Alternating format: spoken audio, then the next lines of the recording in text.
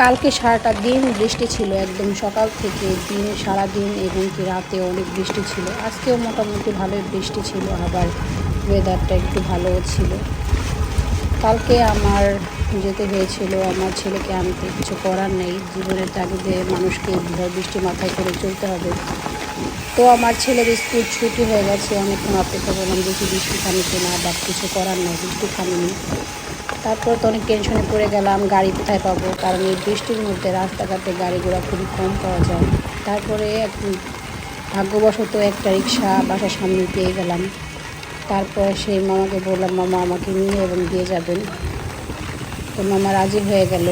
দেখেন, সব রিক্সাওয়ালারা কি সব থেকে বেশি কষ্ট করতেছে, একদম পুরো বৃষ্টিতে ভিজে পলিথিন গায়ে দিয়ে তারা রিক্সা চালাচ্ছে শুধুমাত্র তাদের পরিবারকে একটু ভালো রাখার জন্য। তো তারপর ছেলেকে নিয়ে চলে আসলাম। এখন দেখেন, এটা হচ্ছে আমাদের জয়পাড়া কলেজের পুকুর।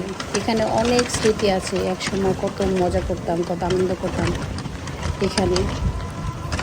কখনো এভাবে ভিডিও করা হয়নি, তবে আজকে রিক্সায় বসে ছাতার নিচে ভিডিওটা করতেছিলাম। এটা হচ্ছে আমাদের জয়পাড়া বাজার।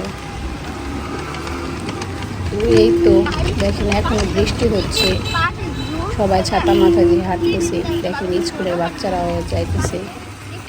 ব্যাটারিতে সমস্যা হয় না রিক্সার? পরে দেখে রাখেন না।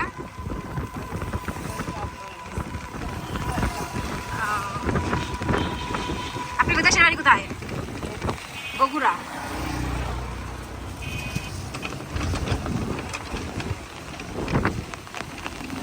এই বৃষ্টির মধ্যে রিক্সা চালানো অনেক কষ্টের।